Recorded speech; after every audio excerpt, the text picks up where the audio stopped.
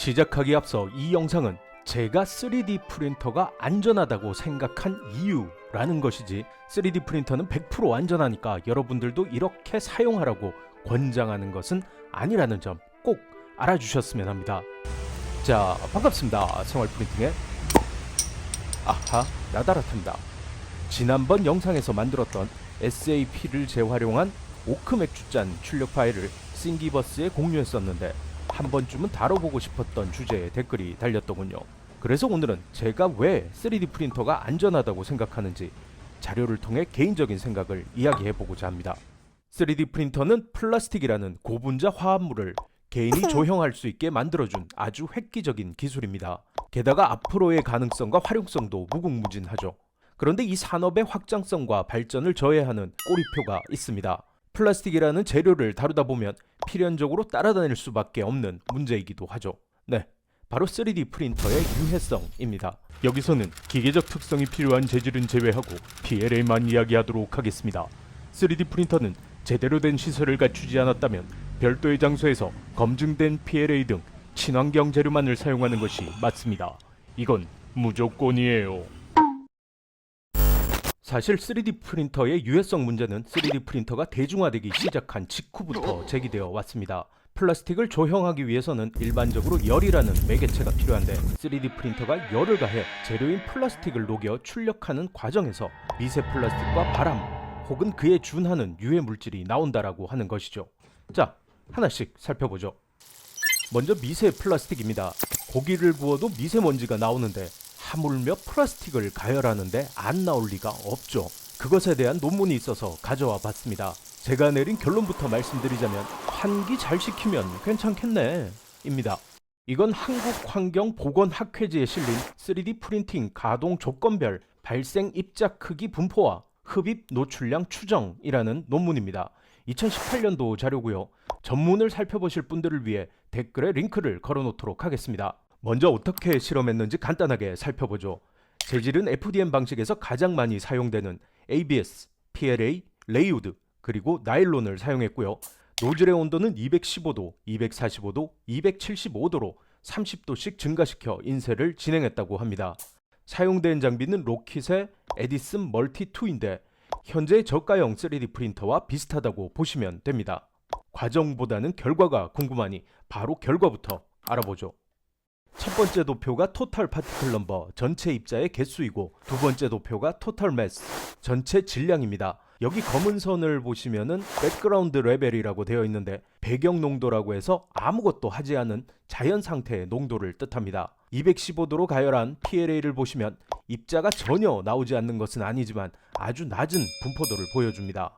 이 논문에서는 215도 조건에서 프린터를 가동했을 때 ABS와 PLA는 프린팅 전 배경 농도와 유사하다라고 표현하고 있습니다. 아래의 레이우드의 경우는 5배 증가했다고 하는데 이건 목분이 섞인 필라멘트의 특성상 나무의 연소점이 PLA의 연소점보다 낮기 때문입니다. 타기 시작하면 어느 것이든 많은 입자가 방출될 수밖에 없겠죠. 사실 PLA는 노즐이 막히지 않은 이상 215도 이상으로 사용할 일이 없습니다. 저는 190도에서 200도 사이를 사용하고 있고요. 환기도 자주 시켜주고 있습니다. 이렇듯 환기만 잘 시켜준다면 비교적 안전해 보이는 결과라고 생각되는데 왜 자꾸 유해성 문제가 제기되는 걸까요? 물론 입자가 적게 나온다고 해서 괜찮은 것은 아니죠.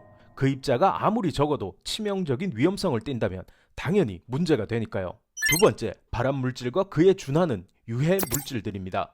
세이프티 퍼스트 단 뉴스를 보면 그 이유가 나오는데 이것도 댓글에 링크를 걸어놓도록 하겠습니다. 여기서 약간은 이해할 수 없는 주제의 사건들이 나열되어 있는데 이 사건들 전부 검색해봤습니다. 3D 프린터와 관련 있다고 보기엔 좀 애매한 부분들도 있고요. 특히 FDM 3D 프린터의 PLA 사용에 대한 이야기는 더더욱 아니니 이건 에필로그에서 따로 다뤄보도록 하겠습니다. 기사를 읽어보면 FDM 방식의 원료가 되는 물질은 ABS와 PLA이라는 물질이다. PLA는 옥수수 전분으로 만들어진 친환경 소재로 알려져 있지만 옥수수 전분의 함유량은 매우 낮다. 나머지 첨가물인 안료, 배합제, 결합제 등의 부재료가 인체에 유해한 물질들이다.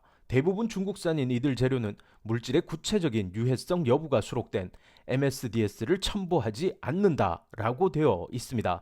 그러니까 PLA를 조금만 넣고 나머지는 뭔지도 모를 재료를 첨가한 저질 PLA를 판매하고 사용한다는 것이죠. 게다가 MSDS라는 시험서가 없으니 업체에서 입을 닫으면 개인이 확인할 방법도 없다는 것입니다.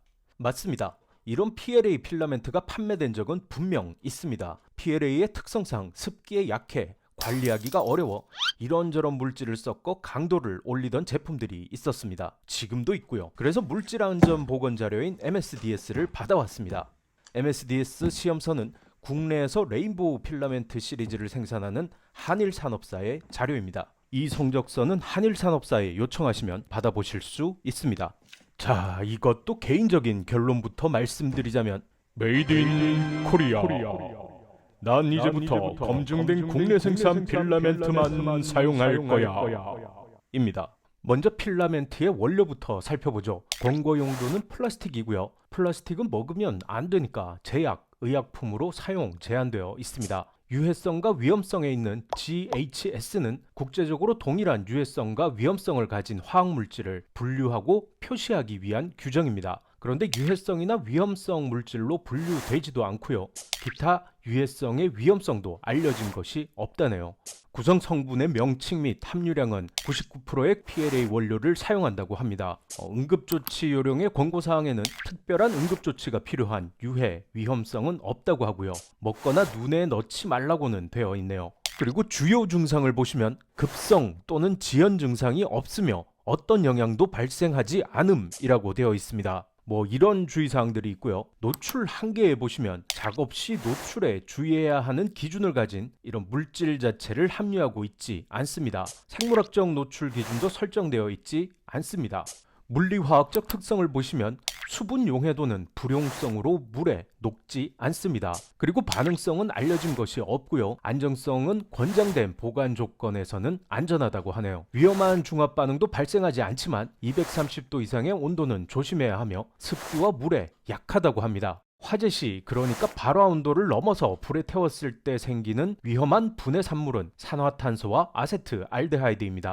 그래서 일반적으로 PLA의 사용 온도는 230도를 넘지 않죠. 입에 넣거나 피부 접촉 또는 흡입 시 발생하는 독성에 관해서도 알려진 영향은 없습니다. 그래도 먹진 마세요.